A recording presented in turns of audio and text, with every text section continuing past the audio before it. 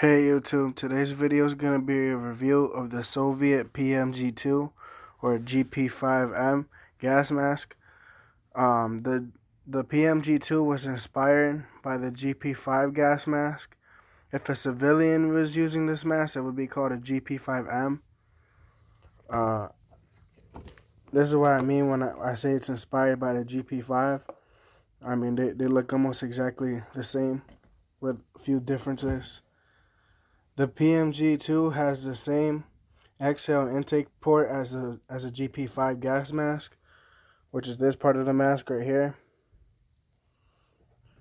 The Pmg-2 also has the same glass eye lenses as the gp5 gas mask, which is this right here. And the masks, they both use latex rubber.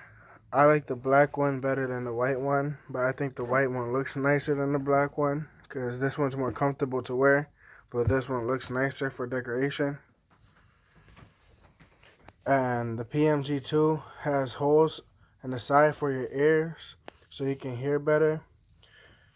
And I'm not a fan of them, but people say these gas masks won't work because they have them. That's false.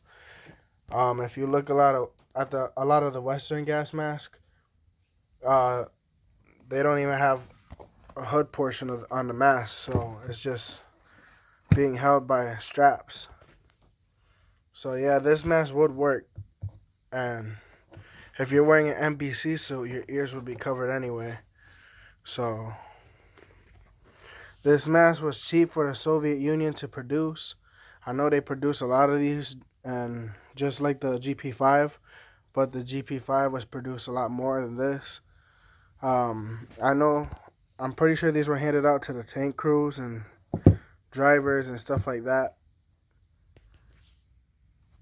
And it's good for preppers to use because it's lightweight. The carrying bag is made pretty good quality. It's like a basic Soviet bag. Do not use the filters that come with it because these are regular GP5 filters and these have asbestos in them. You could get the new GP5 filters. They look almost like this, but don't use these ones. These ones have asbestos in them. If you want, you can use the Israeli NATO 40mm gas mask filters. And in the cap, it has a rubber washer that looks like this.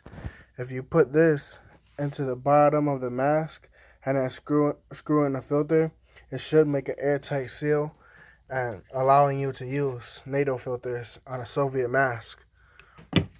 But I'd be willing to risk it. It's up to you. It's not recommended by any militaries or stuff like that. That's just something I would personally do because I know it would make an airtight seal.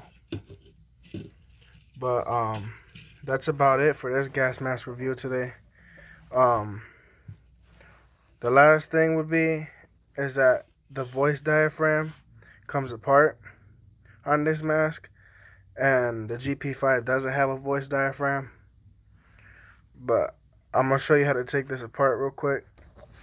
When you go to clean it, you're gonna want to take off the voice diaphragm. So you just unscrew it here. This piece right here screws off,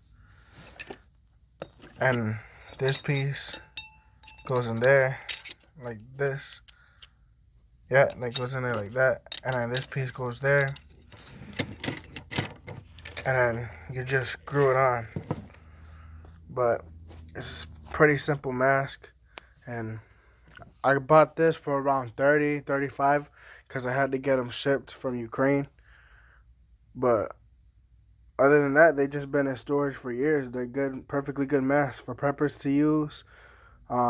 If you're in any militia groups or patriot groups, this would be a good gas mask for you guys to use.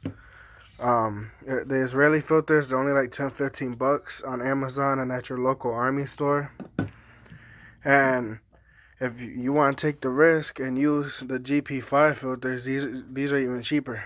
But me personally, I wouldn't take the risk because there is asbestos and it can't mess up your lungs. But what you decide to do is up to you. I'm just telling you that this could potentially be fatal, or not fatal, but it could inflict harm on your lungs. Even though the percentage of it is not great, why use something that's not really safe, you know? But other than that, that's it for today, and thanks for watching the video.